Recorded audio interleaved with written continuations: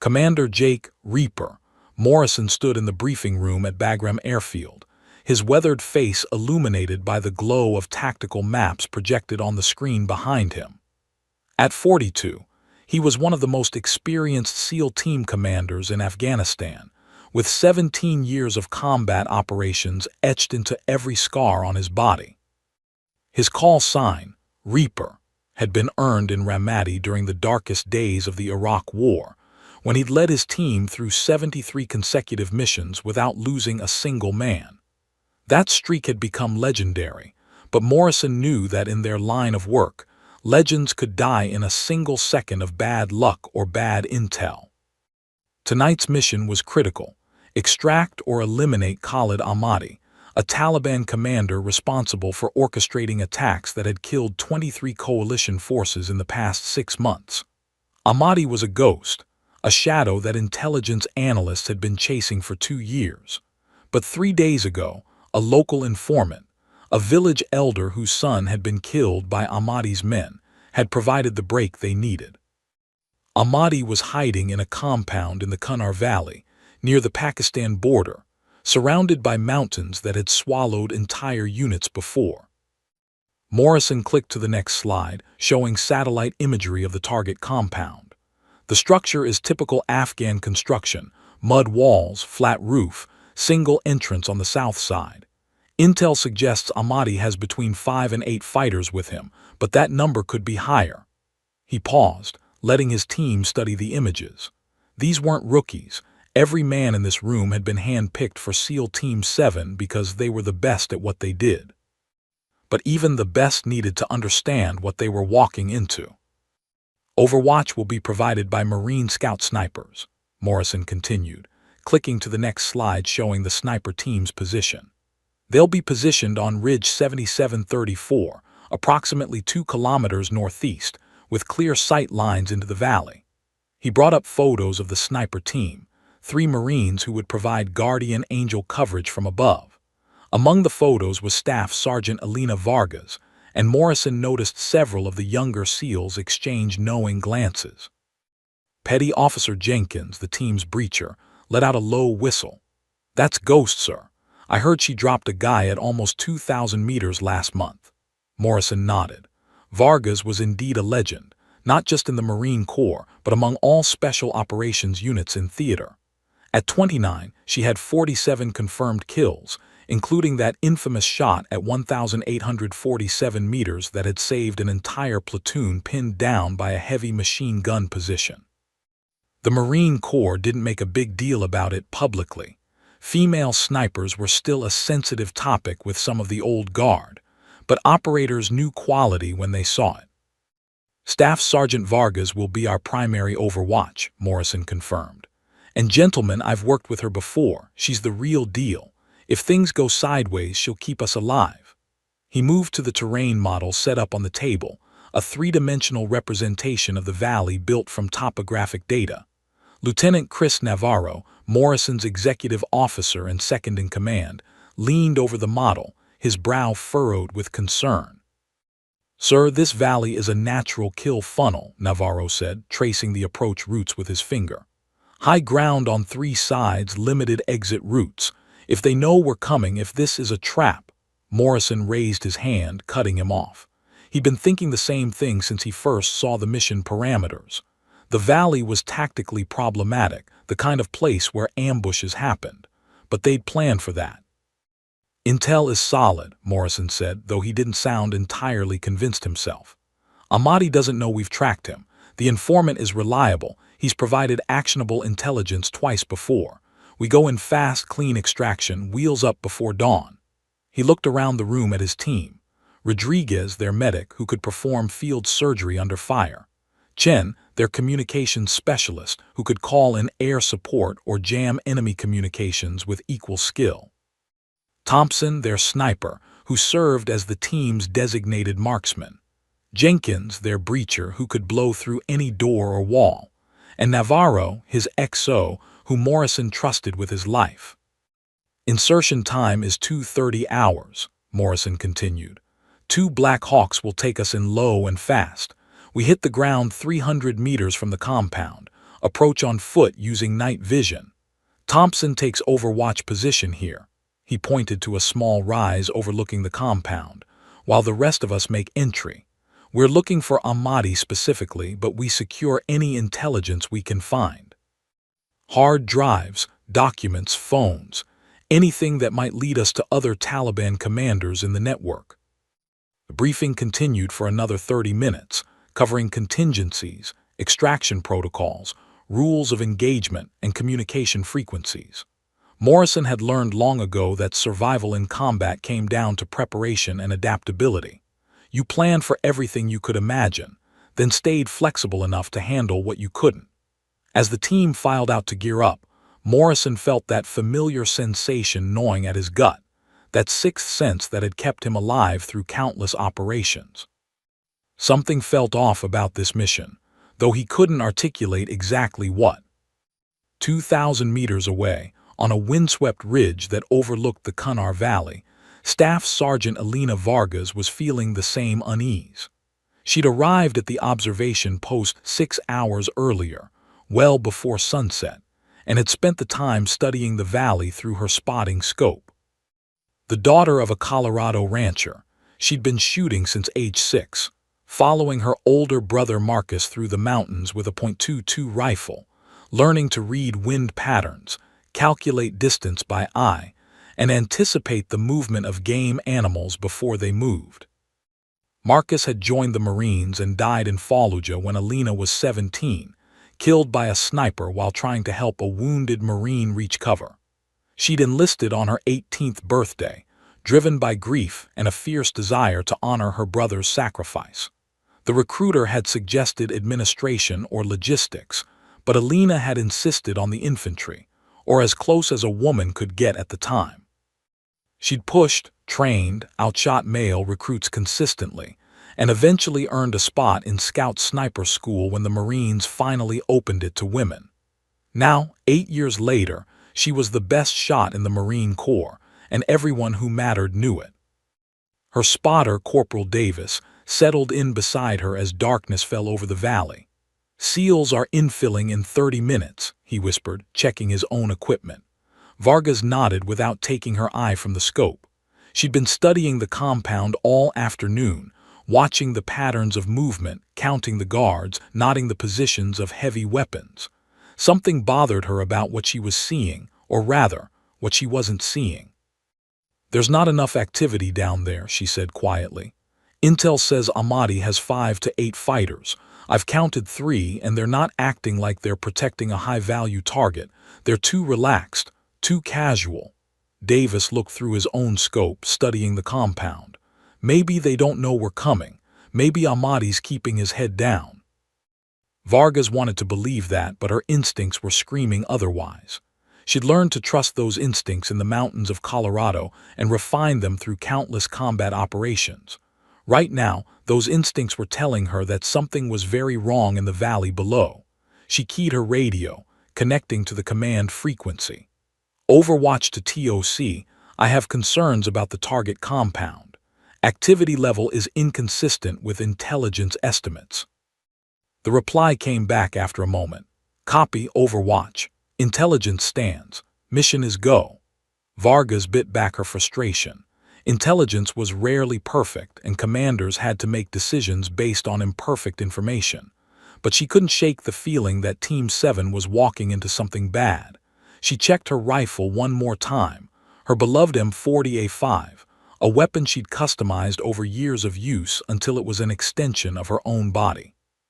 30 rounds in her immediate pouches, another 90 in her pack. Her M4 carbine lay beside her with 6 magazines. Her Sig Sauer M18 pistol was holstered on her thigh. "If this goes bad," she said to Davis, "we're going to be the only thing standing between those SEALs and a very bad night." Davis nodded grimly.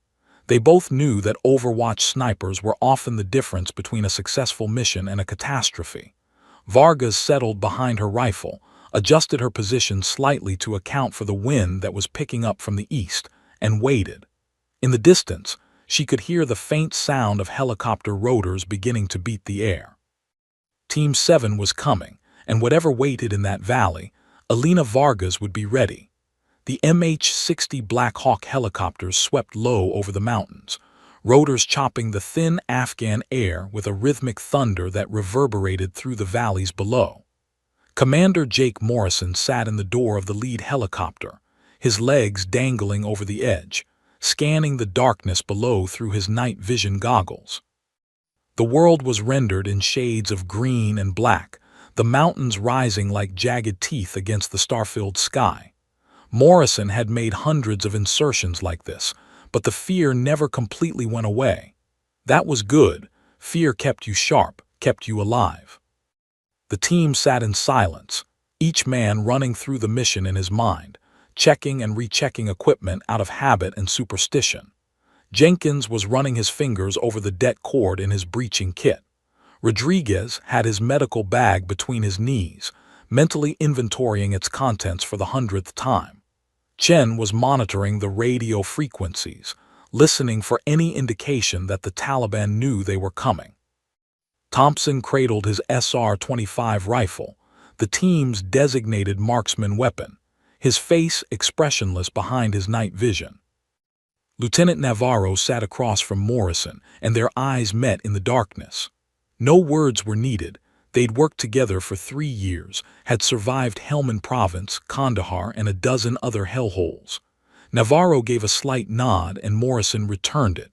The XO was solid, the kind of officer Morrison would follow into hell if necessary. Tonight might be exactly that. The pilot's voice crackled through Morrison's headset. 2 minutes to insertion point. LZ appears cold, no visible hostiles, no electronic emissions detected. Morrison keyed his radio. Copy. Team 7, final weapons check.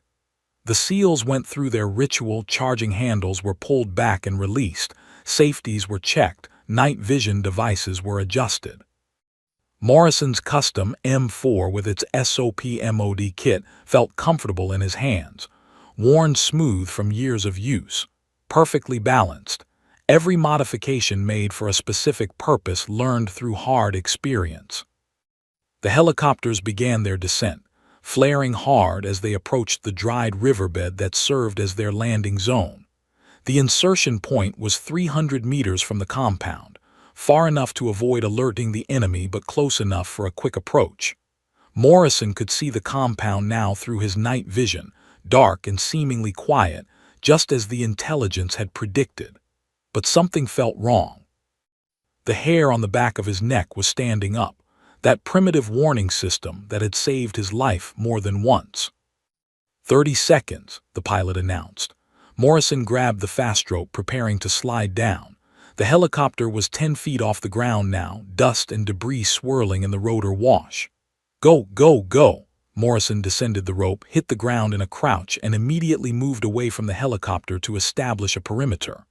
Behind him, his team flowed out of the aircraft with practiced efficiency, 8 shadows in the darkness, weapons up, scanning their sectors. The second helicopter came in right behind them, inserting the reserve element, another 4-man team that would secure the landing zone and provide rear security.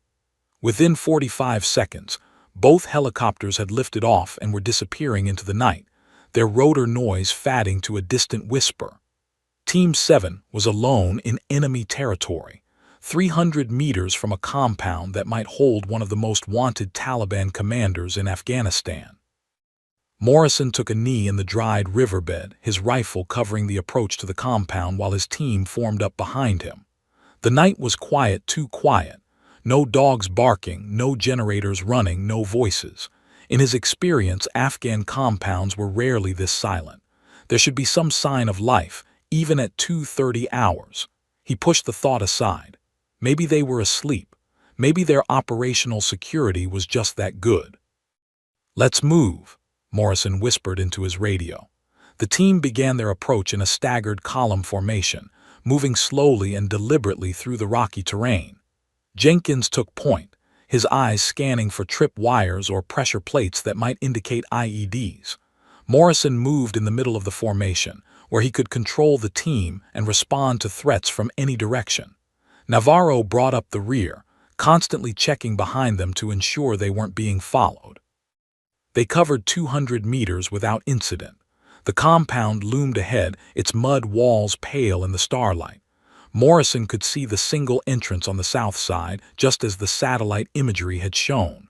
No guards visible, no movement. His unease grew with every step.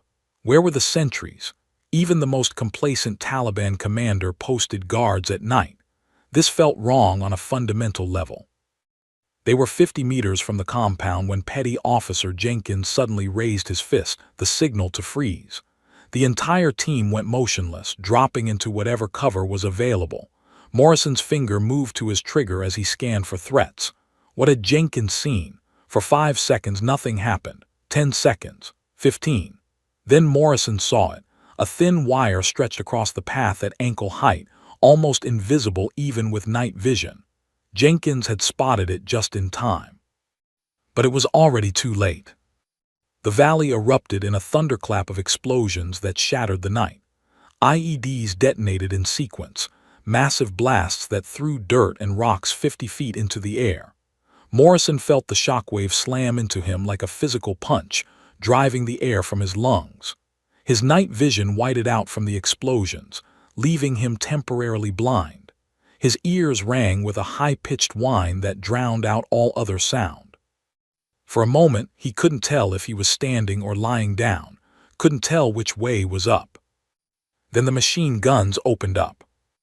Muzzle flashes erupted from positions they hadn't seen, spider holes cleverly concealed in the terrain, bunkers dug into the hillsides, fighting positions in the compound walls.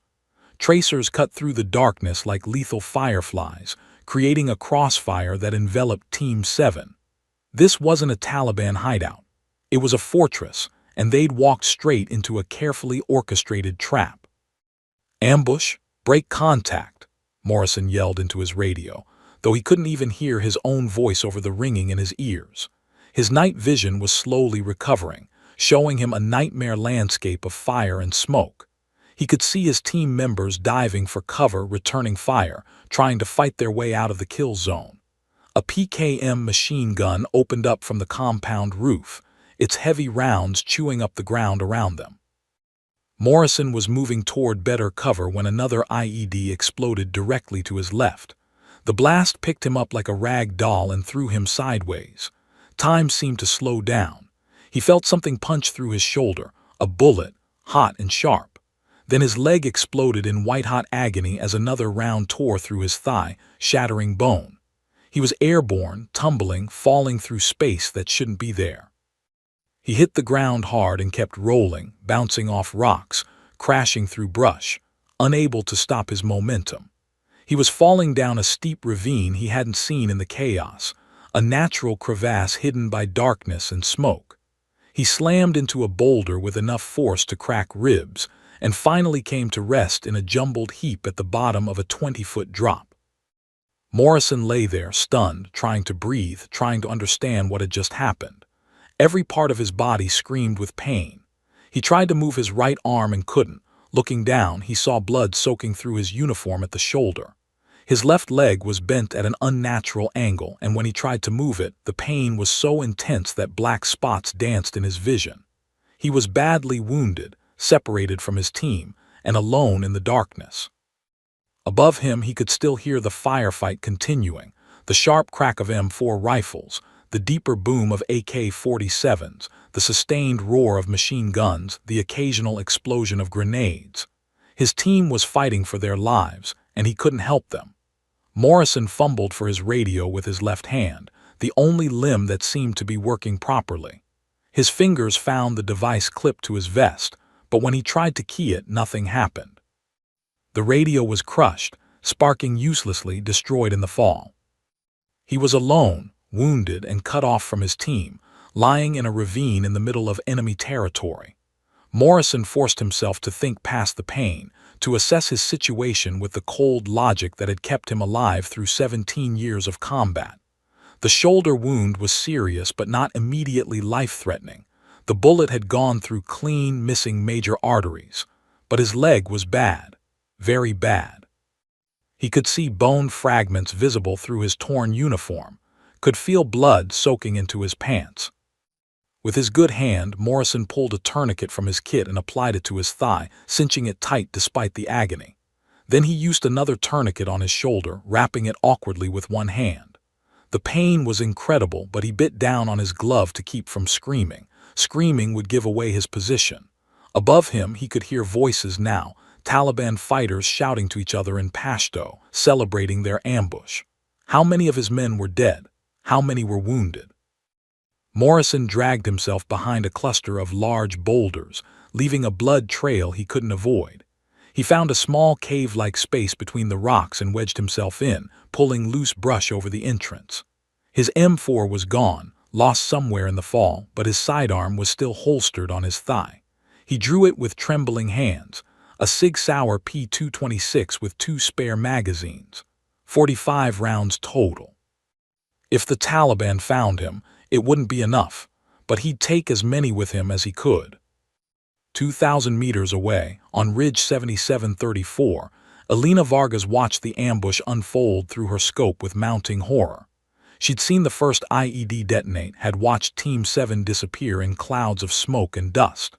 Through her thermal scope, she could see the heat signatures of Taliban fighters, dozens of them, far more than intelligence had predicted. This wasn't 5 to 8 fighters. This was a company-sized element, at least 40 combatants, and they'd been waiting.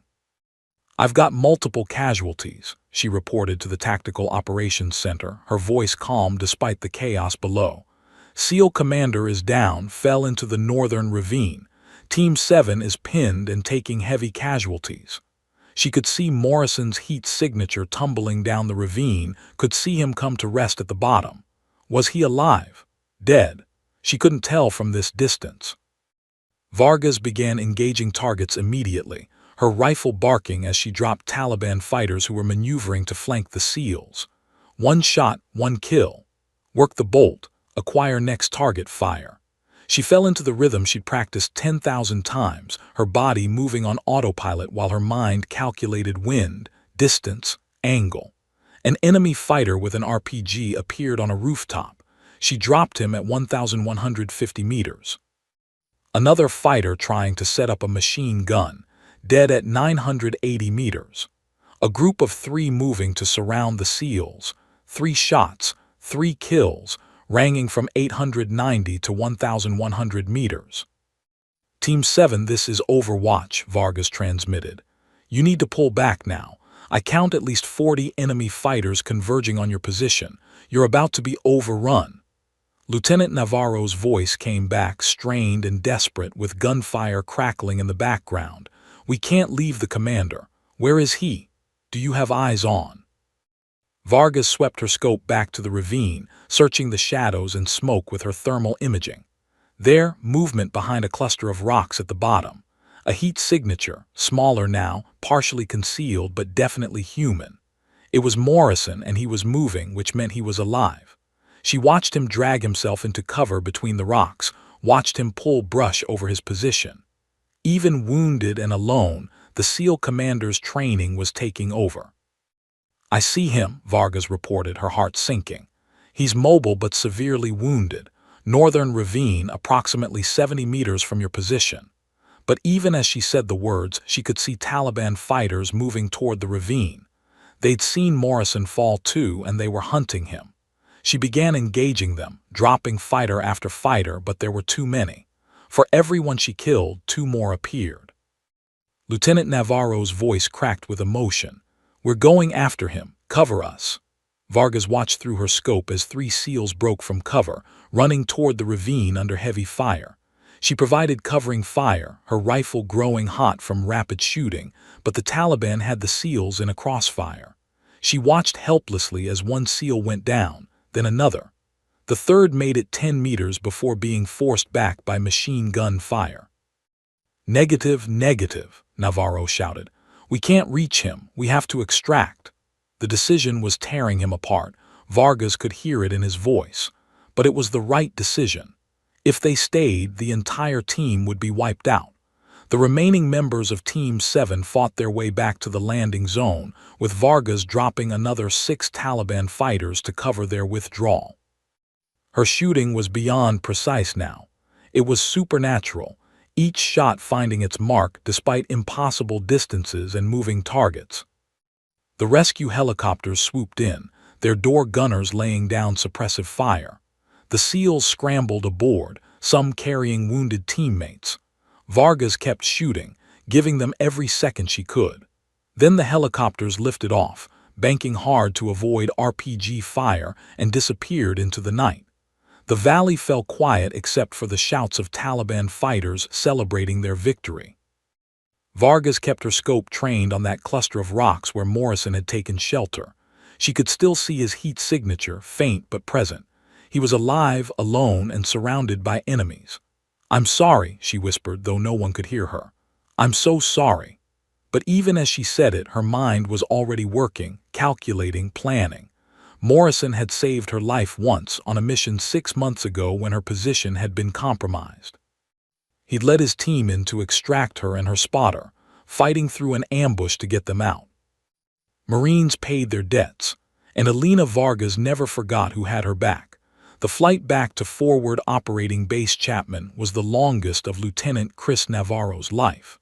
The Black Hawk's interior was slick with blood, the acrid smell of gunpowder and sweat filling the confined space.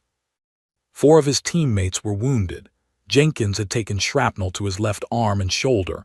Rodriguez had been hit in the side by a ricochet that cracked 2 ribs. Chen had a deep gash across his forehead from an explosion, and Thompson had been shot through the calf muscle. The combat medic worked frantically, moving from man to man, stopping bleeding, starting IVs, calling out vital signs over the rotor noise. But the worst wound was one Navarro couldn't see, the psychological trauma of leaving their commander behind. Every man on that helicopter had served under Morrison for years. He'd led them through hell more times than they could count, had made decisions that saved their lives, had stood between them and death on countless occasions, and they'd left him to die in a ravine in Afghanistan. Navarro knew it was the right tactical decision. Staying would have meant losing the entire team. But knowing something intellectually didn't make it hurt any less. When they landed at FOB Chapman, the base was a flurry of activity. Medical personnel rushed to the helicopter, pulling the wounded out on stretchers. Navarro refused help despite the shrapnel wounds in his side and the blood running down his face from a cut above his eye. He had more important things to do. He went straight to the command center, limping slightly, leaving a trail of blood drops behind him on the concrete.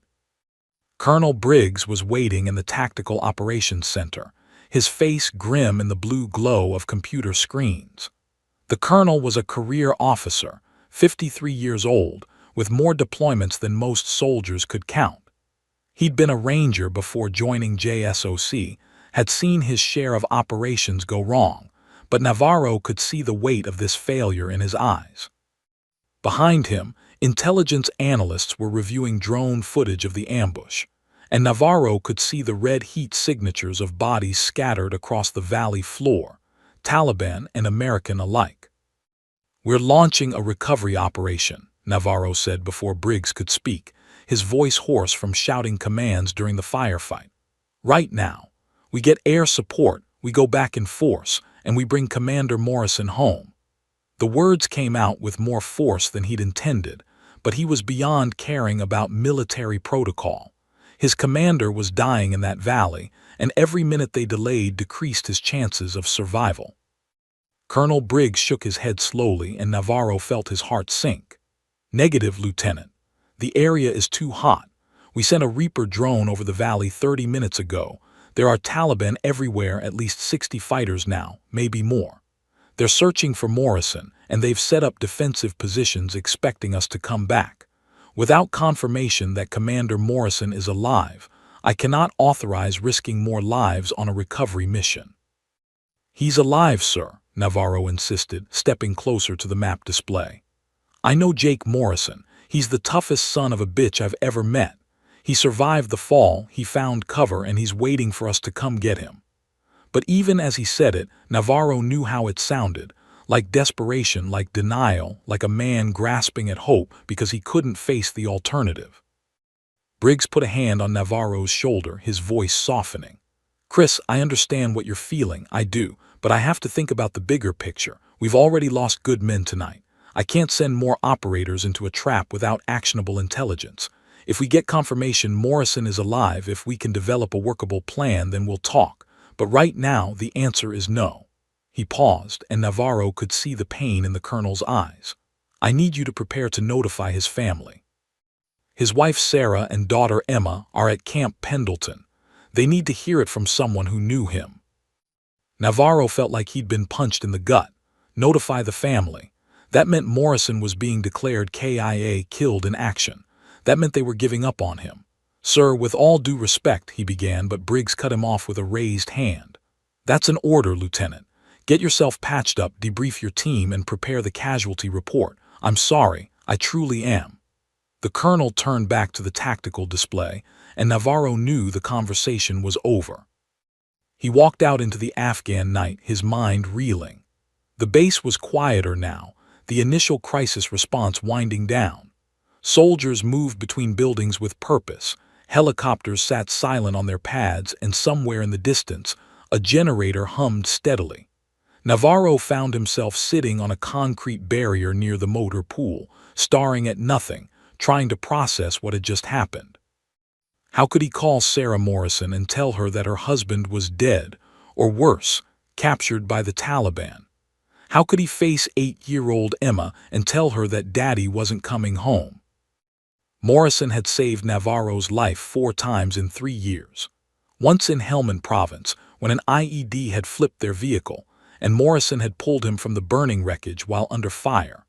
Once in Kandahar, when they'd been ambushed, and Morrison had exposed himself to draw enemy fire away from Navarro's position.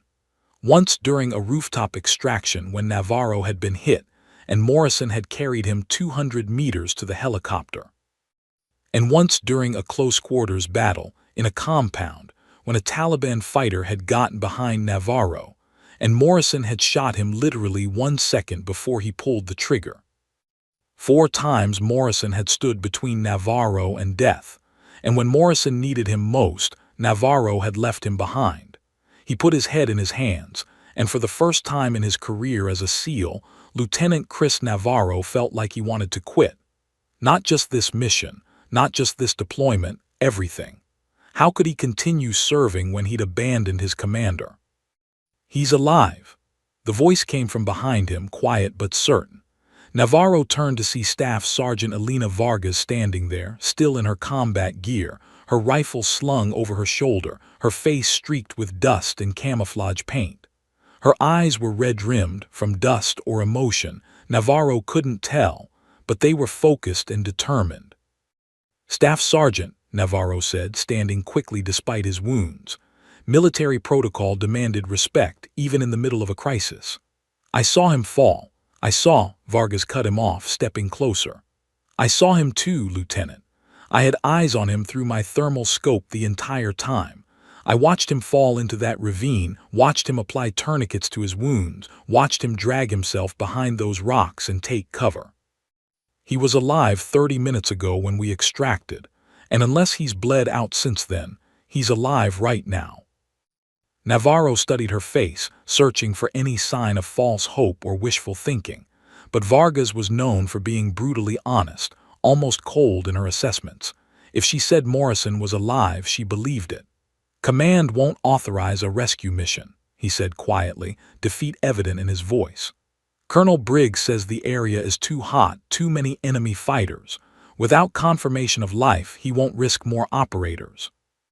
Vargas nodded slowly, as if she'd expected this response. "I know. That's why I'm not asking for authorization." She pulled out a tactical map and spread it on the concrete barrier, using small rocks to hold down the corners. The map showed the Kunar Valley in detail, every ridge, every draw, every piece of terrain within 10 kilometers of the ambush site. Vargas had marked it extensively with notes and observations, the product of 4 months of Overwatch missions in this area. "I've done Overwatch on that valley for 4 months, Lieutenant. Every single day, watching through my scope, memorizing terrain features, tracking enemy movements, learning patterns. I know every trail, every cave, every piece of cover. I know where the Taliban patrol routes are, where they cache supplies, where their blind spots are. I can get to Commander Morrison." Her finger traced a route on the map, showing a path that wound through the mountains, avoiding known enemy positions. "It's 15 kilometers through enemy territory," Navarro said, though his voice had lost some of its despair. A small spark of hope was kindling in his chest. "Alone. No support, no backup, no extraction plan if things go wrong. Staff Sergeant, what you're describing is a suicide mission." He wasn't trying to dissuade her. He was making sure she understood exactly what she was proposing. Vargas met his eyes, and Navarro saw something there that reminded him of Morrison himself, an absolute unwillingness to leave anyone behind, regardless of the cost. "I'm a Marine Scout sniper, Lieutenant. We train for exactly this kind of mission. Deep reconnaissance, evasion, survival behind enemy lines. I can move through terrain that would stop an infantry squad. I can navigate at night without electronic devices. And I'm the only person on this base who knows exactly where Commander Morrison is. Not approximately, not probably, exactly." She pointed to a spot on the map.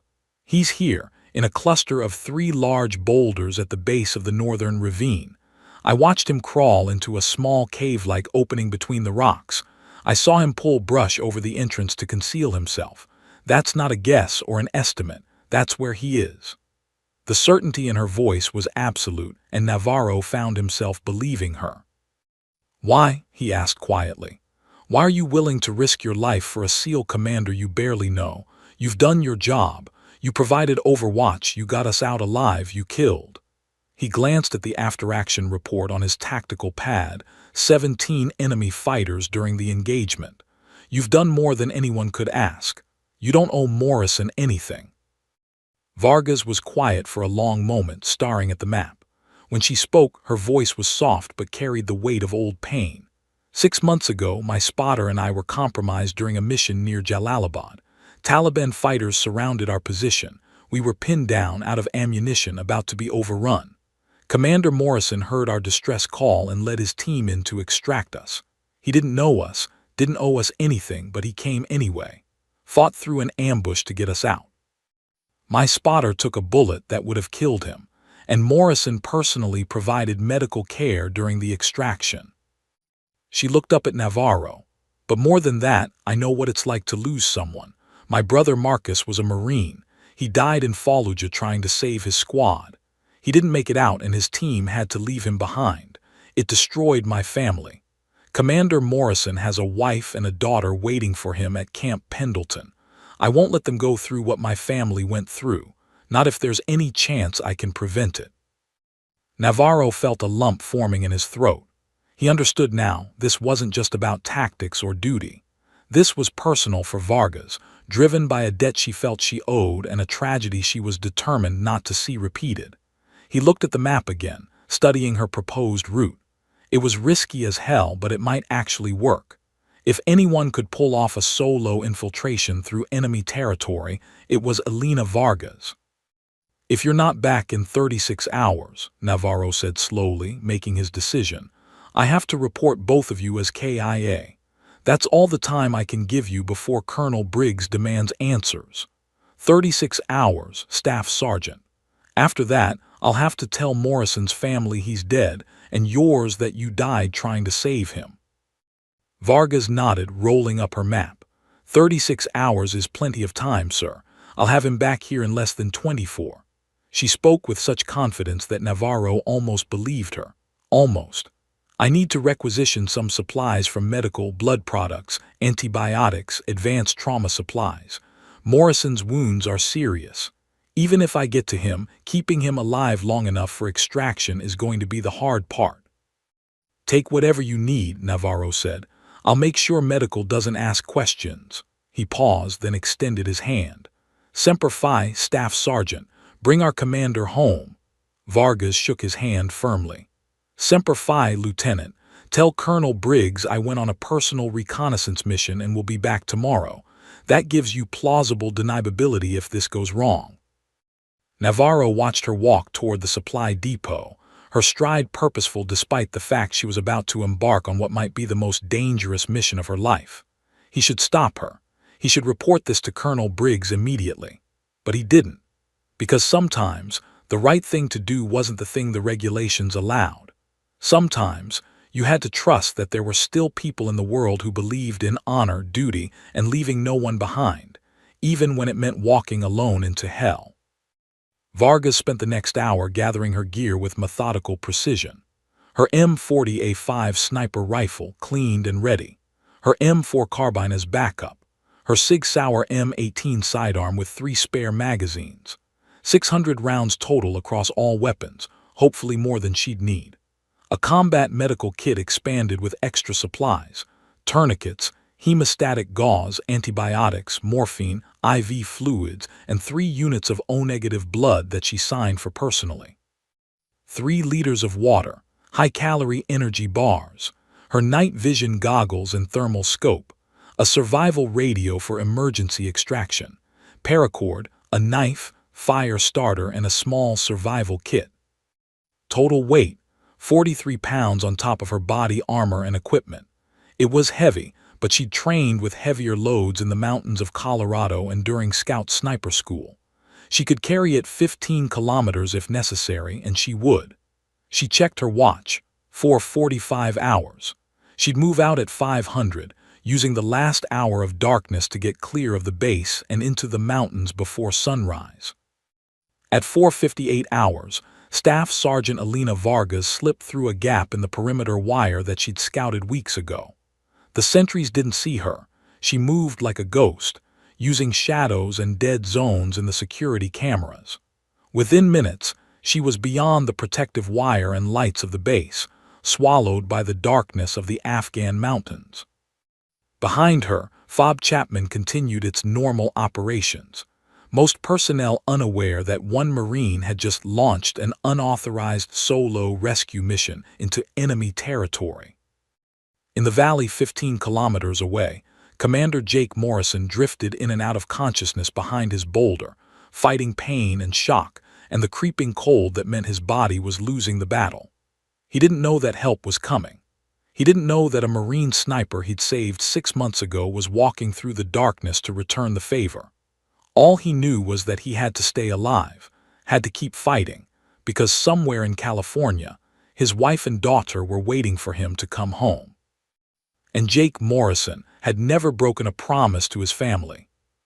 Not yet, not ever. Alina Vargas moved through the Afghan mountains like a predator born to this terrain. The pre-dawn darkness was absolute, the kind of black that swallowed light and sound, but she navigated with confidence born from 4 months of studying every ridge, every valley, every rock formation through her scope. She'd learned land navigation from her father during elk hunting trips in the Colorado Rockies, how to read terrain in the dark, how to move silently over loose rock, how to become invisible in open country. Those childhood lessons, combined with Marine Scout sniper training and countless combat operations, had transformed her into something more than a soldier. She was a ghost. The first 5 kilometers took her 90 minutes of careful movement. She stayed off the obvious trails, knowing the Taliban often booby-trapped them or watched them from concealed positions. Instead, she followed the ridgelines where the rock was solid and wouldn't leave tracks, where she could see potential threats before they saw her. Every 100 meters, she stopped completely, becoming as still as the stones around her, listening and watching. Patience was the key to survival in this kind of mission. Rush, and you died. Take your time, and you might just live. At 6:30 hours, with dawn beginning to paint the eastern sky in shades of gray, Vargas spotted her first Taliban patrol. 4 fighters, moving along a trail about 300 meters below her position. They were talking loudly, laughing, their weapons slung casually over their shoulders. Undisciplined, Vargas thought. They weren't expecting anyone to be out here. She froze in place, her desert camouflage and ghillie suit breaking up her outline against the rocks. Even if one of the fighters looked directly at her position, his eyes would slide past without registering the human shape. The patrol passed within 20 meters of her position, so close she could smell their cigarette smoke and hear their conversation in Pashto. One of them was complaining about the cold, another was talking about his family in Pakistan. They were young, maybe early 20s, and Vargas felt a strange mix of emotions watching them. These were enemy fighters, men who would kill her without hesitation if they discovered her. But they were also someone's sons, someone's brothers. War was complicated that way. After they passed, Vargas remained motionless for another 10 minutes, making sure they hadn't left anyone behind to watch their backtrail, a common Taliban tactic. Only when she was certain did she continue moving. The sun was rising now, which meant she needed to find a hide position soon. Moving during daylight was exponentially more dangerous, but she'd planned for this. 2 kilometers ahead was a cluster of rocks she'd identified during her Overwatch missions, a natural formation that would provide concealment and a view of the surrounding terrain. She reached the hide position at 7:15 hours, just as the sun cleared the mountains and flooded the valley with harsh morning light. The rocks formed a small cave-like shelter, barely large enough for one person but perfectly positioned. Vargas crawled inside, arranged loose stones to conceal the entrance, and settled in to wait out the daylight hours. From this position, she could see 3 kilometers in every direction, could watch enemy movement patterns without being seen herself. Through her spotting scope, she could see the valley where Morrison had fallen. Taliban fighters were everywhere. She counted at least 25 in visual range, with certainly more beyond the ridgelines. They were conducting a systematic search, moving in teams of 3 or 4, checking every cave, every cluster of rocks, every potential hiding place. They knew a high-value target was down there, and they were determined to find him. The question that kept Vargas awake despite her exhaustion: had they already found Morrison? She pulled out a protein bar and forced herself to eat, though she had no appetite. Her body needed fuel for what was coming. She drank water sparingly. She had 3 liters, but in this heat, that wouldn't last long. As the day heated up, the temperature inside her rocky hide climbed to over 100 degrees Fahrenheit. Sweat soaked through her uniform, and she had to fight the urge to drink more water. Discipline. That's what separated survivors from casualties in this environment. At 14:30 hours, Vargas saw something that made her heart race. A Taliban patrol was working its way along the northern ravine, the exact ravine where Morrison was hiding. She put her eye to her scope and watched them search, moving slowly, checking every potential hiding spot. They were getting closer to Morrison's position. 600 meters, 500, 400. She ranged the lead fighter, 647 meters, a shot she could make in her sleep. But if she fired, every Taliban fighter in the valley would know she was here. Through her scope, she could see the cluster of 3 boulders where Morrison was concealed. No movement, no sign of life. Was he still alive? Had he already died from his wounds? The Taliban fighters were 300 meters away now, working methodically toward his position. Vargas's finger rested on her trigger. 200 meters. Her heart was pounding so hard she could hear it in her ears. 150 meters. Then, like a miracle, the lead fighter's radio crackled to life. Vargas could hear it through her directional microphone. Urgent voices, someone calling them back to the compound for a leadership meeting. The fighters looked frustrated but turned around, moving away from Morrison's position. Vargas let out a breath she hadn't realized she'd been holding. Morrison had just gotten incredibly lucky, but luck only lasted so long. As the sun began its descent toward the western mountains, painting the sky in shades of orange and red, Vargas prepared to move. She'd studied Morrison's position all day through her scope, planning her approach down to the meter. She could see the heat signatures of Taliban fighters starting to settle in for the evening, some building fires, others gathering in groups. Most would eat dinner and then bed down for the night, leaving only sentries awake. That's when she'd make her move. At 19:45 hours, as darkness settled over the mountains, Vargas emerged from her hide. She'd been motionless for 12 hours, and her muscles screamed in protest, but she pushed through it. She had 8 kilometers left to cover, and most of it was through the heart of enemy-controlled territory. She moved down from the ridgeline into the valley, using every bit of cover, every shadow, every depression in the ground. The descent was treacherous. The slope was steep and covered in loose scree that could give away her position with one careless step. She moved at a glacial pace, testing each foothold before committing her weight, controlling her breathing to stay silent. It took her 45 agonizing minutes to cover just 300 meters down the slope. Above her, she could see the glow of Taliban campfires dotting the hillsides. Below her, the valley floor was dark except for occasional flashlight beams as sentries made their rounds. At 21:30 hours, Vargas reached the valley floor and faced her most dangerous challenge yet, crossing open ground to reach Morrison's position. The cluster of boulders was 500 meters away, across terrain with minimal cover. Taliban fighters were camped on 3 sides, with sentries patrolling irregularly. She'd have to time her movement perfectly, slipping between their patrol routes during the gaps in their coverage. She waited and watched, counting the interval between patrols. 7 minutes. That's how long she had to cover 500 meters of open ground without being seen or heard. It should have been impossible, but Vargas had learned something during her years as a scout sniper. Nothing was impossible if you were willing to move slowly enough. She began her crossing, moving in short bursts timed to the sentry's movements, freezing completely when anyone looked in her direction. Halfway across, at the 250-meter mark, disaster nearly struck. A Taliban fighter emerged from a spider hole she hadn't known was there, appearing just 15 meters to her left. Vargas dropped flat, her face pressed into the dirt, not daring to breathe. The fighter lit a cigarette, and in the brief flare of the match she could see his face clearly. He was young, no more than 19, with a wispy beard and tired eyes.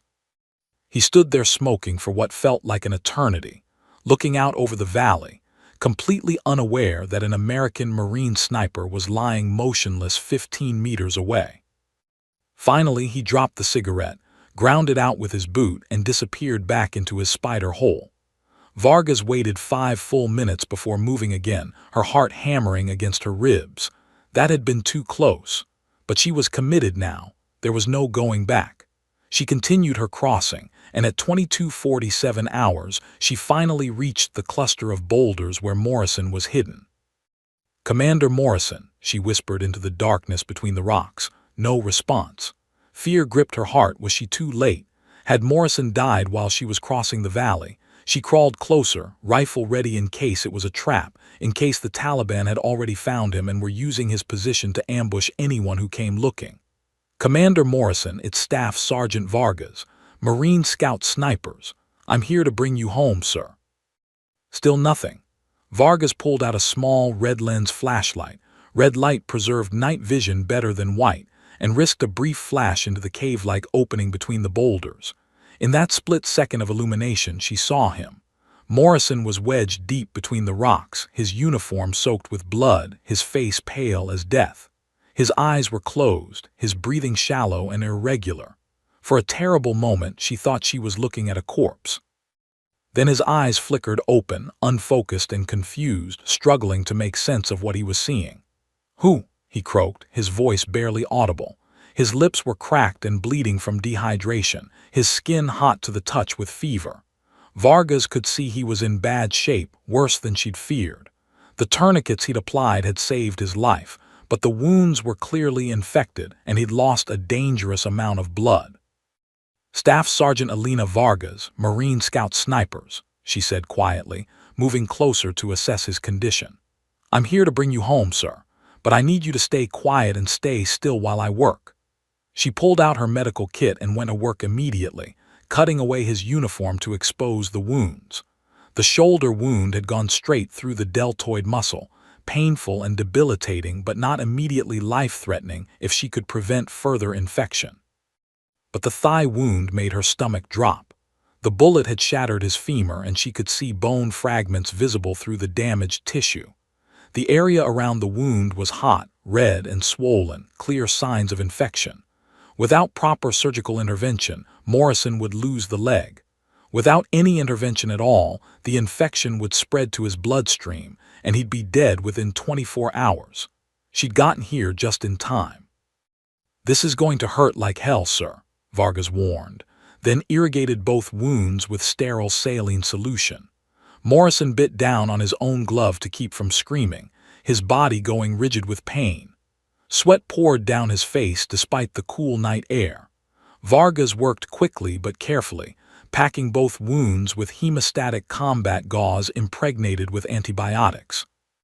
She gave him a shot of broad-spectrum antibiotics, probably not enough given the severity of the infection, but it was all she had. Next came morphine for the pain. She carefully calculated the dose, enough to take the edge off but not so much that it would suppress his breathing or knock him unconscious. She needed Morrison alert enough to follow instructions when they had to move. She started 2 IVs, one in each arm, and hung bags of fluid mixed with electrolytes from a protruding rock. His body desperately needed hydration. "We need to stay here until tomorrow night," Vargas explained quietly, forcing Morrison to drink water from her canteen. "Too many enemy fighters out there to move during daylight. I counted over 60 Taliban in the valley, and they're actively searching for you. Moving now would be suicide for both of us." She pulled out an energy bar and broke it into small pieces, making Morrison eat despite his protests. His body needed calories to fight the shock and infection. Morrison grabbed her wrist with surprising strength for someone in his condition. His eyes were clearer now, the morphine and fluids already starting to help. "You shouldn't have come," he said, his voice stronger. "You've compromised your position. Now we're both going to die here." There was no accusation in his voice, only resignation and a hint of regret that someone else had been put at risk for his sake. Vargas met his eyes steadily. "With all due respect, Commander, Marines don't leave people behind. My brother taught me that before he died in Fallujah. You're not dying here, and neither am I. We're both getting home." She spoke with absolute conviction, as if she could will it to be true through sheer determination. She pulled out her thermal blanket and covered Morrison with it, both to keep him warm and to mask his heat signature from any thermal optics the Taliban might have. Then she positioned herself at the entrance to their hiding spot, her rifle at the ready, scanning the darkness for threats. In the distance, she could hear voices, Taliban fighters talking, moving around their camps. They were close, too close. She checked her watch, 23:15 hours. Dawn was 8 hours away. 8 hours of sitting in the dark, hoping they wouldn't be discovered, keeping Morrison alive and preparing for whatever came next. Behind her, Morrison drifted in and out of consciousness, the morphine and exhaustion taking their toll. In his fevered dreams, he saw Sarah and Emma, saw his house in California, saw all the things he'd taken for granted and might never see again. But he also saw Elena Vargas, this Marine he barely knew, who had walked alone through enemy territory to save his life. And he made himself a promise. If they got out of this alive, he would spend the rest of his life making sure her sacrifice meant something. In the darkness, Vargas heard footsteps approaching. Her finger moved to her trigger, and she prepared to do what she'd been trained to do: hunt, survive, and protect the man behind her no matter the cost. The night was far from over, and the hardest part was still to come. The footsteps grew louder, crunching over loose gravel and rocks. Elena Vargas could hear at least 4 distinct sets of boots, moving with the casual confidence of men who believe they own this valley. Through the narrow gap in the rocks that served as her firing position, she could see flashlight beams sweeping back and forth, searching. Her eye was pressed to her rifle scope, her breathing controlled and steady despite her racing heart. Behind her, Morrison was semi-conscious, his labored breathing the only sound in their small sanctuary. The Taliban patrol moved into view, 4 fighters, young men in their 20s wearing a mix of traditional Afghan clothing and tactical gear scavenged from dead coalition soldiers.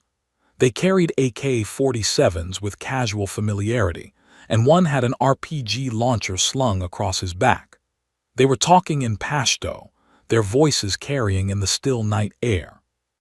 Vargas's Pashto was limited, but she caught enough words to understand.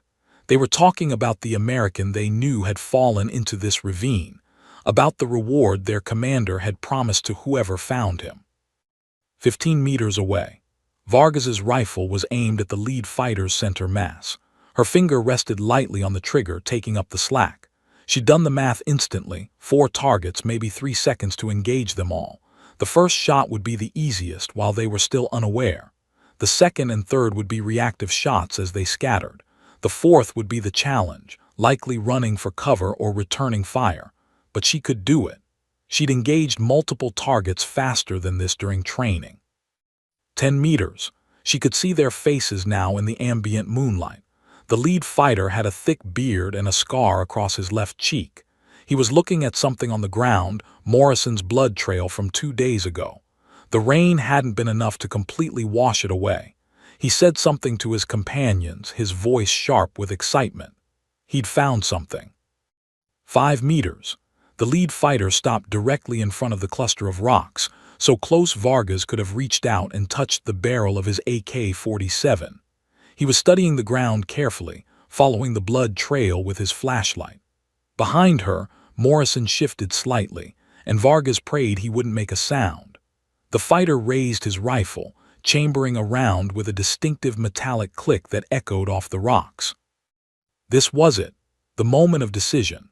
Vargas centered her red dot sight on the fighter's chest, directly over his heart. One squeeze of the trigger, and 4 men would be dead in less than 4 seconds. She'd killed 17 Taliban fighters during the initial ambush 2 nights ago. 4 more wouldn't weigh on her conscience, but the consequences would be catastrophic. Every Taliban fighter within 5 kilometers would hear the shots. They'd descend on this position like a swarm, and she and Morrison would be trapped with limited ammunition and no escape route. 3 meters. The fighter was reaching toward the rocks now, his hand extending to move aside a piece of brush that partially concealed the entrance. Vargas's world narrowed to the simple geometry of survival, target, sight, trigger. Her finger began the final pressure that would send a bullet through the man's chest. Then his radio suddenly erupted with static and urgent voices. The fighter stopped, pulled back his hand, and grabbed his radio. A harsh voice was barking orders in rapid Pashto. Vargas caught keywords: compound, meeting, commander wants everyone. The fighter responded, clearly frustrated, gesturing at the rocks as if arguing that he'd found something. But the voice on the radio was insistent, brooking no argument. Finally, the fighter spat on the ground in disgust, said something to his companions, and turned away. Vargas watched through her scope as the 4-man patrol moved back down the ravine, their flashlights bobbing in the darkness. She didn't move, didn't even breathe properly for a full 5 minutes after they disappeared. Her finger slowly released the pressure on the trigger, and she became aware that her hands were shaking slightly, adrenaline dump from the near contact. That had been close, closer than anything in her 5 years of combat deployments. It was too close, Morrison whispered behind her, his voice hoarse but coherent. The morphine had worn off enough for him to be aware of what had just happened. Vargas turned to check on him and was alarmed by what she saw in the dim light. His color was worse than before, a grayish pallor that spoke of severe blood loss and systemic infection. His breathing was rapid and shallow, and when she touched his forehead, his skin was burning up. The fever was spiking despite the antibiotics she'd given him. She checked his wounds, changing the dressings with practiced efficiency. The shoulder wound looked relatively stable, but the thigh wound was getting worse. The infection was spreading, red lines of lymphangitis radiating up his leg, a clear sign that bacteria were moving through his lymphatic system toward his bloodstream. If that happened, sepsis would follow, and then multiple organ failure. Without intravenous antibiotics and surgical debridement, Morrison had maybe 24 hours left, maybe less. "How bad is it?" Morrison asked, reading her expression. Even through his fever and pain, the SEAL commander could assess tactical situations, and his own medical condition was a tactical situation. Vargas considered lying, offering false hope, but Morrison deserved the truth. "The infection is spreading faster than I can control it with the antibiotics I have. You need a hospital, surgery, strong IV antibiotics. You need it soon, or—" She didn't finish the sentence. She didn't need to. Morrison nodded slowly, understanding. "Then we need to move now, get out of this valley before I can't walk anymore." Vargas shook her head firmly. "Sir, there are over 60 Taliban fighters in this valley. Moving during daylight would be suicide. Even at night, carrying you—" Morrison grabbed her arm, his grip surprisingly strong. "Staff Sergeant, listen to me. I'm a dead man if we stay here. That patrol will be back. Next time they'll search more carefully. We need to move while I can still help, while I can still fight if necessary." Vargas looked out at the valley, calculating distances, routes, enemy positions. Morrison was right about one thing: staying here was becoming untenable, but moving was incredibly dangerous. She pulled out her tactical radio and made a decision she'd been avoiding. She keyed it to the emergency frequency and sent a burst transmission. "Overwatch to base. Package alive but critical. Position compromised. Extraction impossible. Will hold as long as possible."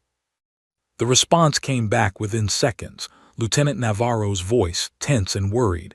"Copy, Overwatch. What's your situation? Can you move to alternate extraction point?" Vargas looked at Morrison, then back at the radio. "Negative. Package is non-ambulatory. Multiple enemy patrols active. Request immediate QRF." There was a long pause, and she could imagine the chaos her request was causing back at Fob Chapman. "Overwatch, stand by," Navarro finally responded. Another pause, longer this time. Vargas imagined him fighting with Colonel Briggs, arguing for an unauthorized rescue mission, putting his career on the line. Behind her, Morrison was trying to sit up, his face contorted with pain and effort. "Elena," he said, using her first name, something he'd never done before. "You need to leave me. Take my sidearm, my grenades, and go. I'll hold them off as long as I can. Give you time to get clear." Vargas turned to look at him, this legendary SEAL commander who was willing to sacrifice himself so she could live. "That's not happening, sir. We're both getting out of here, or neither of us is." The determination in her voice left no room for argument. Morrison tried to protest, but she cut him off. "6 months ago, you came into a hot landing zone to extract me and my spotter. You didn't leave us behind then. I'm not leaving you behind now." The radio crackled to life again. "Overwatch, this is Navarro. We're coming for you. Mark your position and prepare for extraction. ETA 90 minutes. Relief flooded through Vargas, but it was immediately tempered by cold tactical reality. 90 minutes was an eternity when you were surrounded by enemy fighters. And once those helicopters appeared, every Taliban fighter in the valley would converge on this position. "Copy that," Vargas transmitted. "Be advised, LZ is extremely hot. I count 60+ enemy fighters in the valley. You'll be coming into a hornet's nest." She pulled out her infrared strobe, a device visible only through night vision goggles, and set it up on the rocks above their position. That would mark their location for the incoming rescue force, but it would also pinpoint exactly where they were if any Taliban had night vision equipment. She turned back to Morrison and began preparing him for extraction. She gave him another dose of morphine, stronger this time, because the pain of moving was going to be excruciating, and started a third IV bag. She pulled out her remaining ammunition and did a count. 32 rounds left for her M40A5 sniper rifle, 4 magazines for her M4 carbine totaling 120 rounds, and 3 magazines for her sidearm with 15 rounds each, 45 total. Combined, she had 197 rounds. If this became a sustained firefight, she'd run out fast. Morrison was watching her work, his eyes clearer now despite the fever. "How many enemy fighters did you say?" he asked. 60+, Vargas confirmed, checking her rifle's optics. "Spread throughout the valley in groups of 4 to 6. When those helicopters come in, they're all going to converge on us." Morrison pulled out his own Sig Sauer pistol with his good hand, checking the chamber. Despite everything, the wounds, the fever, the infection, the warrior in him was coming back to life. "Then we'd better make every shot count." Vargas moved back to her firing position and scanned the valley through her rifle scope. In the distance, she could see Taliban fighters moving around their campfires, completely unaware that in 90 minutes, 2 American helicopters would be screaming into this valley. She began identifying targets, ranging them, noting their positions. The ones closest to their position would be her first priority. They'd reach the landing zone fastest and posed the immediate threat. Time crawled by with agonizing slowness. Every minute felt like an hour. Vargas kept checking her watch, 60 minutes until extraction, 55, 50. At 45 minutes out, she began to hear a change in the valley. Voices were getting louder, more animated. Flashlights were moving with more purpose. Had they been discovered? Then she saw why. A Taliban commander was moving through the camps, rallying fighters pointing toward their position. "We've got a problem," Vargas said quietly. "They know we're here." Morrison struggled to a sitting position despite the pain. "How many coming?" Vargas scanned with her scope, counting heat signatures through her thermal optic. "I see at least 20 moving toward us, more behind them." She keyed her radio. "Navarro, be advised, enemy fighters are converging on our position. They know we're here. You need to come now." "We're 30 minutes out," Navarro responded, his voice tight. "Can you hold?" Vargas looked at the approaching Taliban fighters, then at Morrison, barely able to sit up, and at her ammunition count. "We don't have a choice, sir. We'll hold as long as we can." She switched her radio to the team frequency. "When you come in hot and fast. We'll be in a firefight by the time you arrive." She turned to Morrison. "Commander, I need you mobile in 30 minutes. I don't care how much it hurts. I don't care if you have to crawl when that helicopter comes. You need to be ready to move." Morrison nodded, his jaw set with determination. "I'll be ready, Staff Sergeant. You just keep them off us until then." Vargas gave him a brief smile. "That's the plan, sir." The Taliban fighters were 400 meters away now and closing.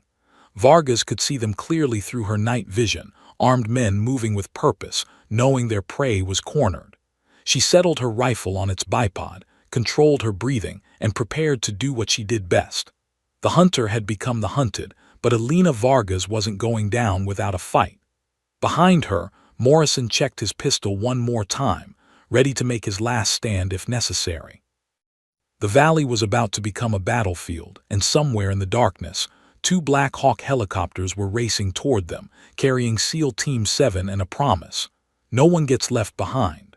Vargas put her eye to her scope, acquired her first target at 387 meters, and whispered a prayer her father had taught her before every hunt: "Steady hand, clear eye, true shot."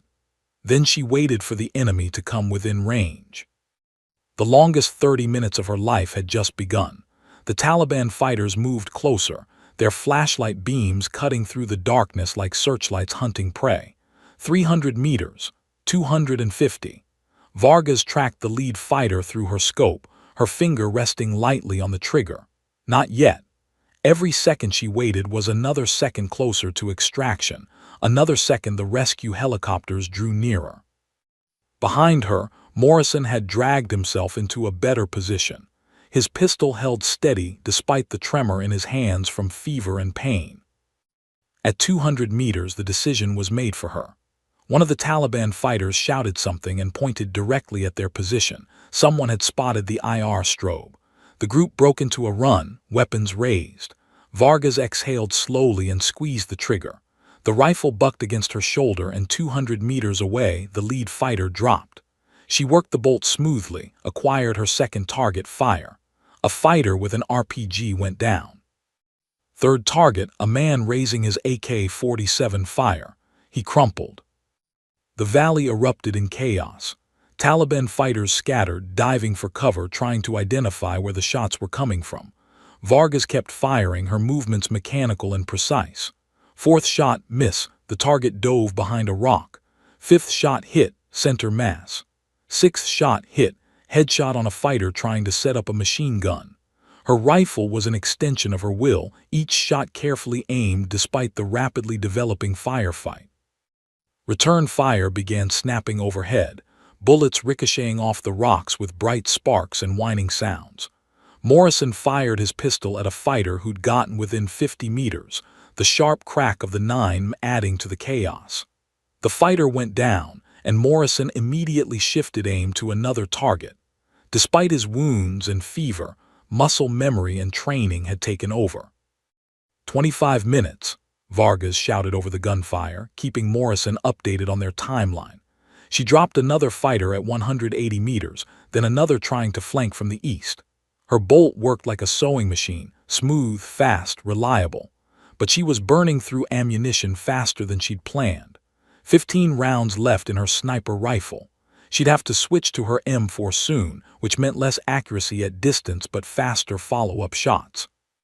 The Taliban were getting smarter now, using cover and concealment, advancing by fire and movement.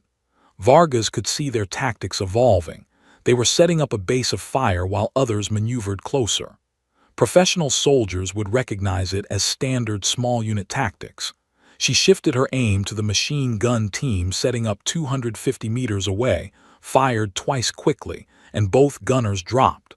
That bought them another minute. Behind her, Morrison's breathing had become labored, each breath a struggle. The exertion of fighting was draining what little reserves he had left. "Elena," he gasped, using her first name again, "if they overrun us before the helicopters arrive, you take the strobe and run. Mark a different position. Give yourself a chance." Vargas didn't even look back. "Respectfully, sir, shut up and keep shooting." She switched to her M4 carbine as Taliban fighters pushed within 150 meters. The rifle barked in 3-round bursts, each burst finding a target. A fighter emerging from behind a rock down. 2 fighters trying to rush their position, both down. The M4's rate of fire was keeping the enemy at bay, but her ammunition counter in her head was dropping alarmingly fast. 90 rounds, 75, 60. 15 minutes, she called out. 15 minutes until salvation or death. The Taliban knew it too. Their attacks were becoming more desperate, more aggressive. They could hear the helicopters in the distance now, a faint rhythmic thumping growing gradually louder. The enemy commander was shouting orders, rallying his fighters for a final push before the Americans could extract their prize. A group of 6 fighters made a coordinated assault from 3 directions, and Vargas found herself spinning between targets, firing in controlled panic. Her M4 ran dry, and she dropped the magazine, slammed in a fresh one, charged the weapon, all in less than 3 seconds. Morrison was firing steadily beside her now, his pistol cracking away at targets of opportunity. They were fighting back to back, a Marine and a SEAL, making their stand in a pile of rocks in Afghanistan. The helicopters were visible now, 2 black shapes racing across the night sky, their running lights off, flying dangerously low through the mountain passes. Vargas keyed her radio. "Navarro, we are in heavy contact. LZ is hot. I say again, LZ is extremely hot." The response came back immediately, the sound of rotors nearly drowning out his voice. "Copy, we're coming in. 60 seconds. Those 60 seconds felt like an eternity. Vargas fired her last M4 magazine, dropped it, and drew her sidearm, her final weapon. 15 rounds left. Morrison was down to his last magazine too. They'd held out this long, survived this much, and now it came down to seconds. Could they hold for 1 more minute?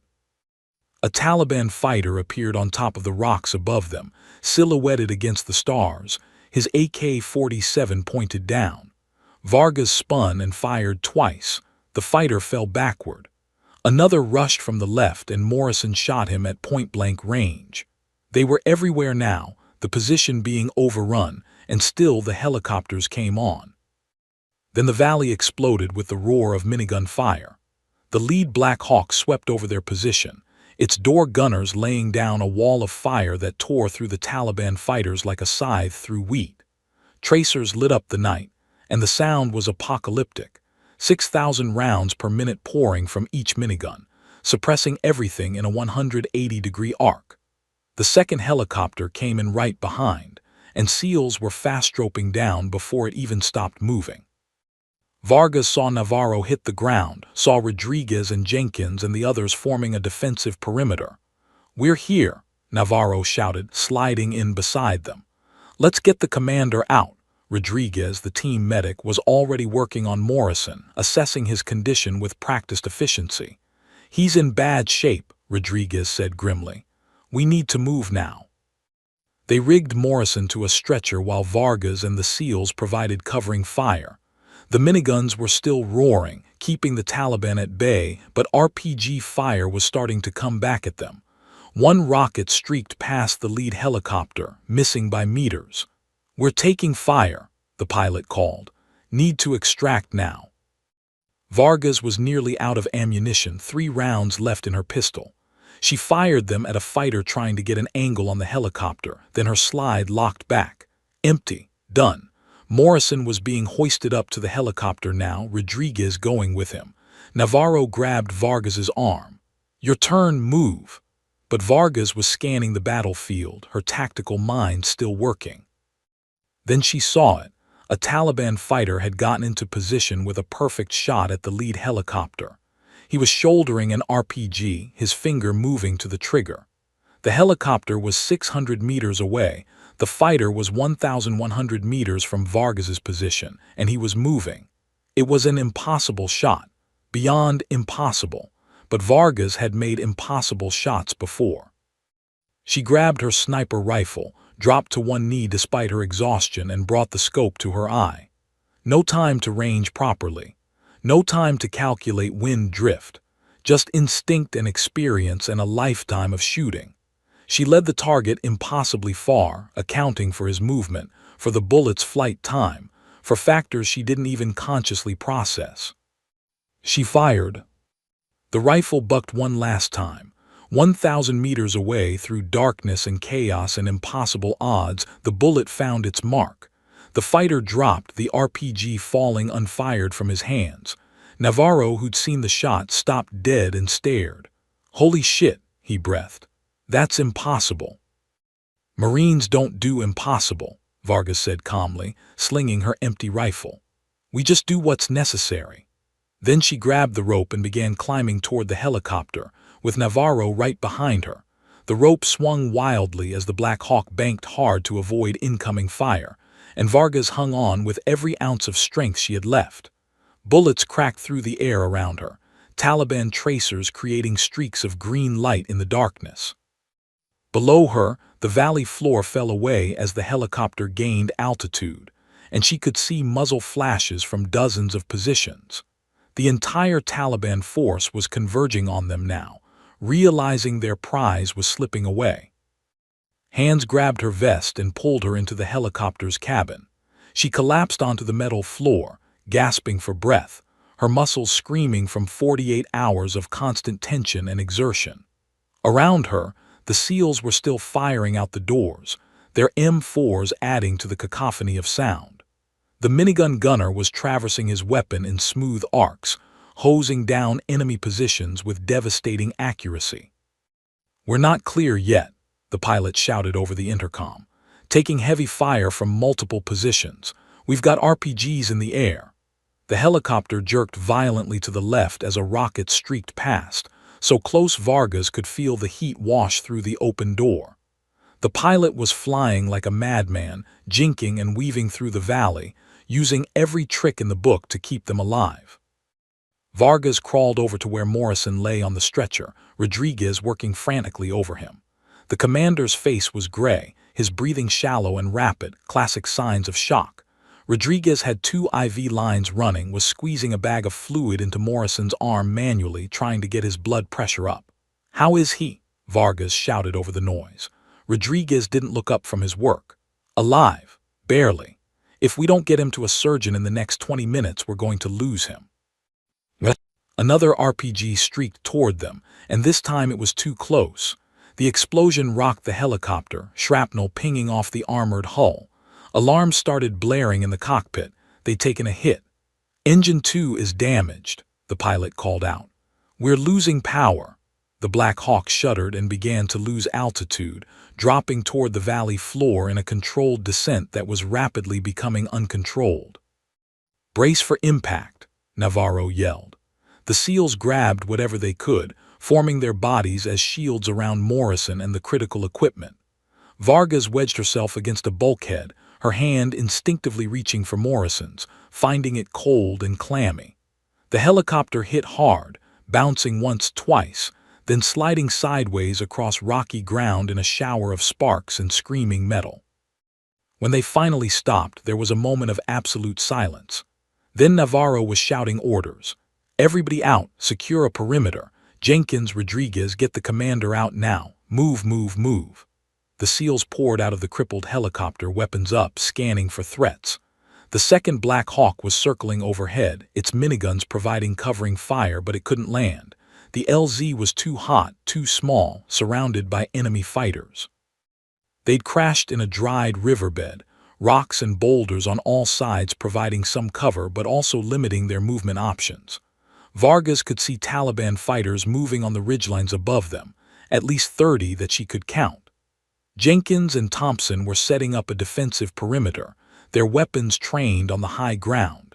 Chen was on the radio, calling for backup, for air support, for anything that could help. "We're pinned down," Navarro said, assessing their situation with brutal honesty.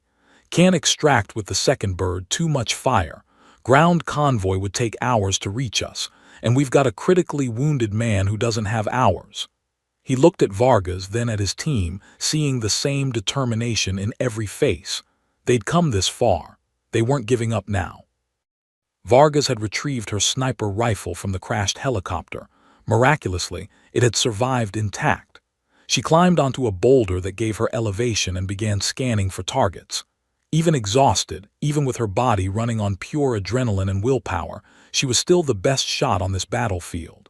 She found an enemy machine gun team setting up on a ridge 800 meters away and fired. The gunner dropped. His assistant tried to take over the weapon. She shot him too.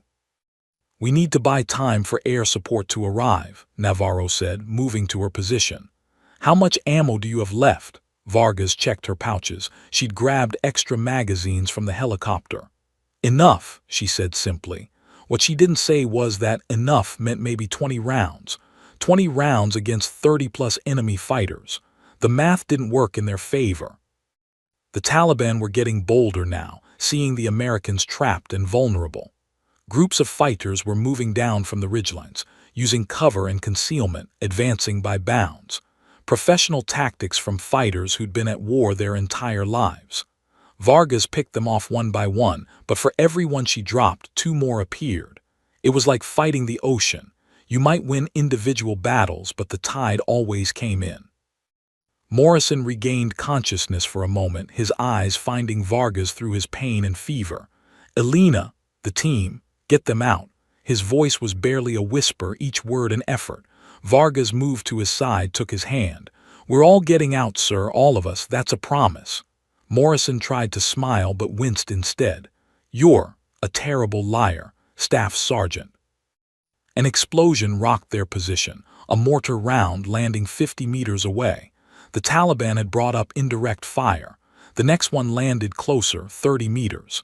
They were walking the mortars in, adjusting their fire, and eventually they'd get a direct hit. "Air support! Where the hell is our air support?" Chen was yelling into the radio, his voice desperate. Then they heard it, a sound that every infantry soldier loves, a sound that means salvation is coming. The deep, throaty roar of an A-10 Warthog, the Air Force's premier close air support aircraft. The ugly, beloved plane swept over the valley at low altitude, and its GAU-8 Avenger 30 rotary cannon opened up with a sound like the devil's zipper being pulled. The cannon spat out depleted uranium rounds at 3,900 rounds per minute, and wherever those rounds hit, nothing survived. Taliban positions on the ridgeline simply ceased to exist, torn apart by the withering fire. The A-10 made another pass, this time dropping precision-guided bombs on the mortar position. The explosions lit up the valley like daylight for a brief moment, and when Vargas's vision cleared, the ridgelines were silent. The Taliban were either dead or running. "LZ is clear," the second Black Hawk pilot called. "Coming in now." The helicopter swept in fast, and before it even touched down, SEALs were loading Morrison aboard. Rodriguez never stopped working on him, maintaining the IVs, monitoring his vitals, fighting to keep their commander alive. Vargas provided security, her rifle sweeping the perimeter, ready to engage any threat that appeared. "Last one," Navarro called to her. Vargas backed toward the helicopter, her rifle still shouldered, still scanning. A Taliban fighter appeared on a ridge, raising an RPG. Vargas fired from the hip, an impossible shot that somehow connected, and the fighter fell. Then hands grabbed her and pulled her aboard, and the helicopter was lifting, banking hard, accelerating out of the valley. As they cleared the ridgeline and the valley fell away behind them, Vargas finally allowed herself to believe they might actually survive this. She looked at Morrison, at Rodriguez working over him, at the SEALs around her who'd risked everything to save their commander. This was what it meant to serve. This was what "leave no one behind" looked like when it stopped being a motto and became reality. "Hospital in 12 minutes," the pilot called back. Vargas looked at Rodriguez, the unspoken question in her eyes. The medic met her gaze and gave the smallest nod. "He'll make it. He's tough. We'll get him there." 12 minutes. After everything they'd been through, Morrison's life came down to 12 more minutes. Vargas closed her eyes, finally allowing exhaustion to wash over her. She'd walked 15 kilometers through enemy territory, held off dozens of Taliban fighters, made impossible shots, and helped rescue a man who'd become more than just a mission. Somewhere far behind them, the sun was beginning to rise over the Afghan mountains, painting the snow-capped peaks in shades of gold and pink. They'd survived the night.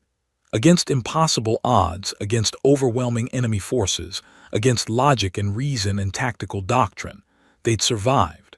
And now they were going home.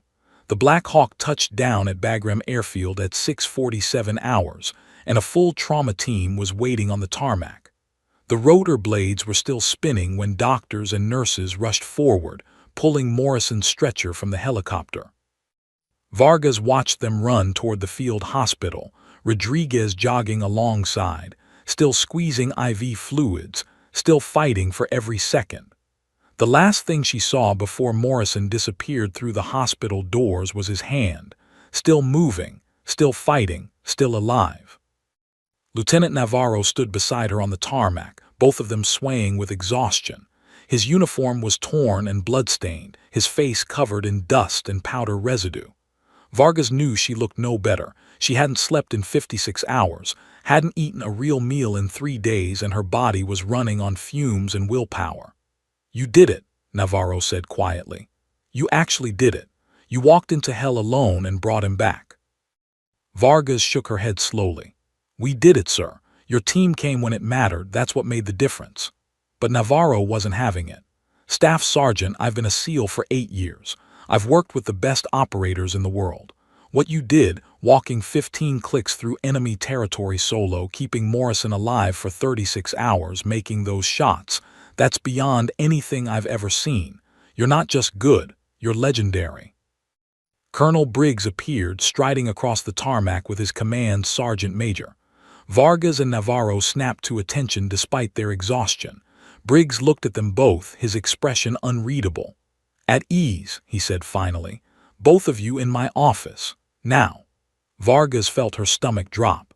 This was it, the consequences for launching an unauthorized mission, for disobeying orders, for putting lives at risk.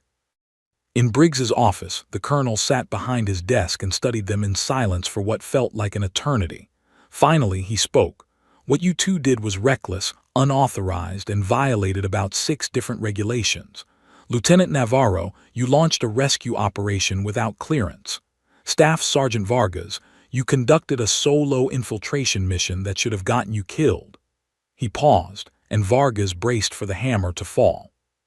"It was also," Briggs continued, his stern expression cracking into the smallest smile, "the most courageous thing I've seen in 30 years of service. Morrison is alive because you refused to leave him behind. The Navy is recommending both of you for Valor Awards. And Vargas," he looked directly at her, "the Marine Corps is putting you in for the Navy Cross." Vargas felt her knees go weak. The Navy Cross was the second highest military decoration for valor, behind only the Medal of Honor. "Sir, I was just doing my job," she said quietly.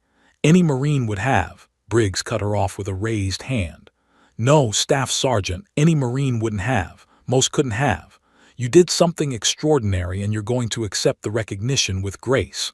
Understood?" "Yes, sir," Vargas said, though the thought of being decorated made her uncomfortable. She hadn't done this for medals or recognition.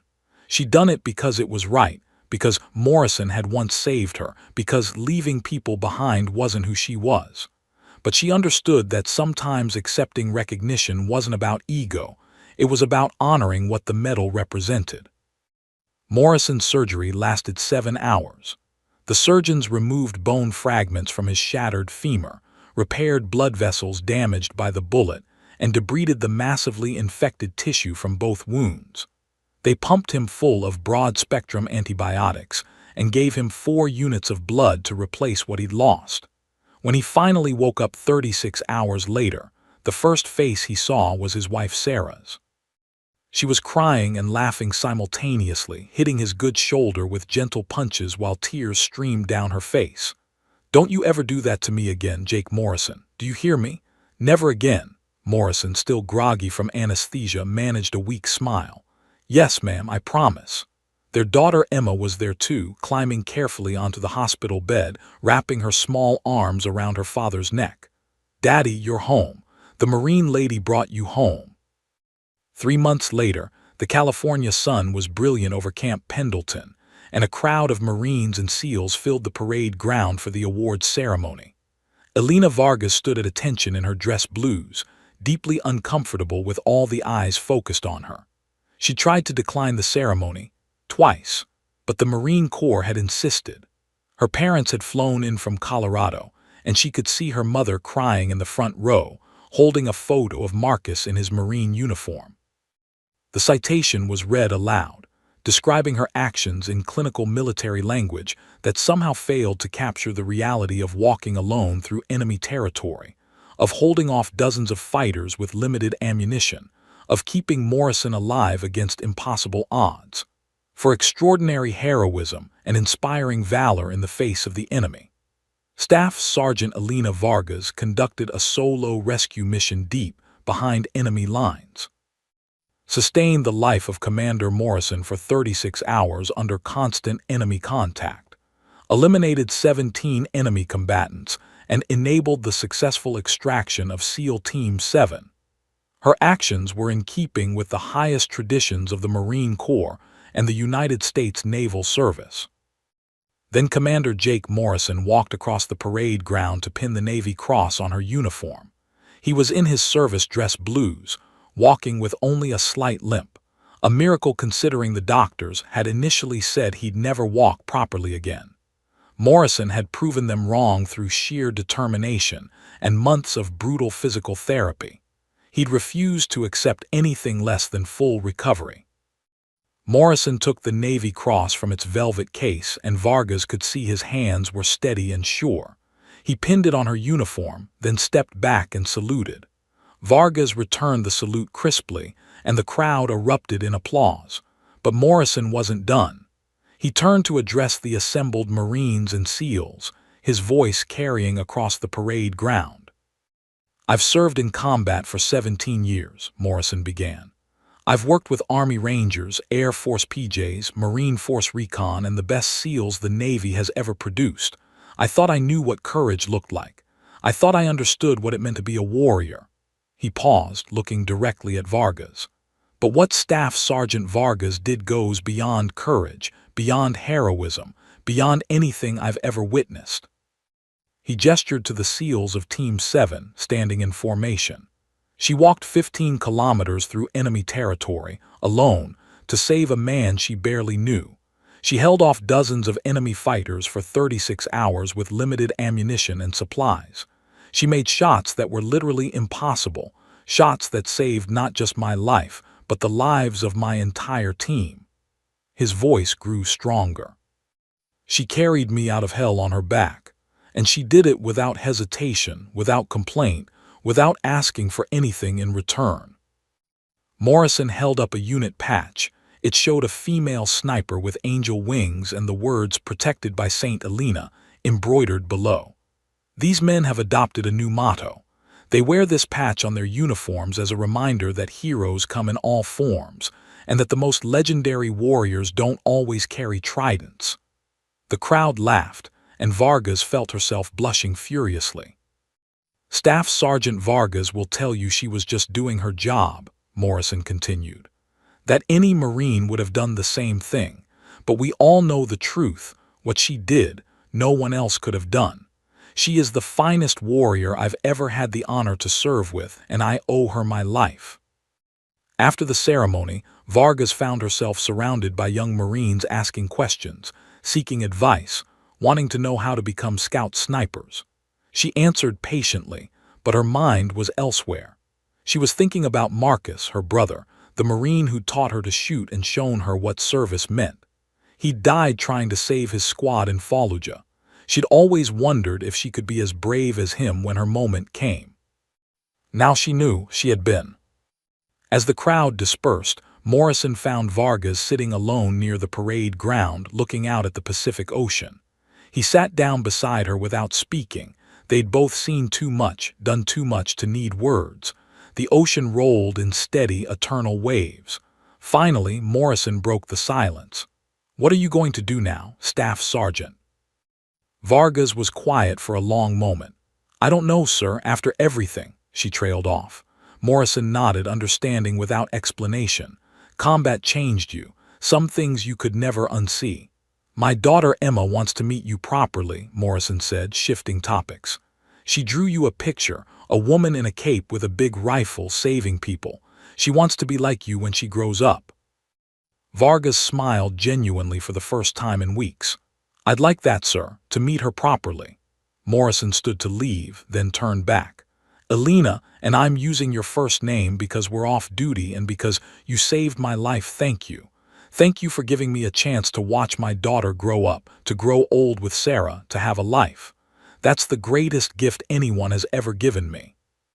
Vargas looked up at this legendary SEAL commander who had survived the impossible. "You would have done the same for me, sir. That's what makes us who we are." Morrison smiled. "Maybe, but you actually did it, and that makes all the difference."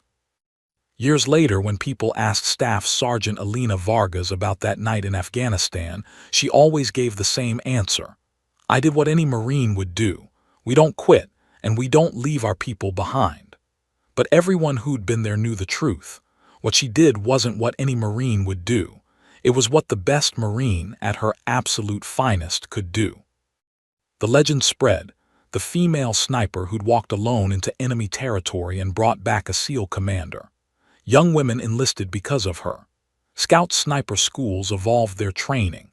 SEAL Team 7 never forgot. To this day, they wear the patch with the angel-winged sniper, a reminder that heroes are real, that courage knows no gender, and that the greatest warriors are measured not by how many enemies they kill, but by how many friends they save. Elena Vargas went on to train the next generation, passing on not just shooting skills but values, duty, honor, and the absolute refusal to leave anyone behind. And somewhere in California, a girl named Emma Morrison grew up knowing that a Marine named Elena had given her father back to her, that heroes walked among us, that one person in the right moment with enough courage could change everything. The sun set over Camp Pendleton, painting the sky in brilliant oranges and purples. Vargas stood and walked back toward the barracks, the Navy cross heavy on her chest but her heart light. She'd done her duty. She'd honored her brother's memory. She'd proven that Marines kept their promises. And she'd brought Jake Morrison home.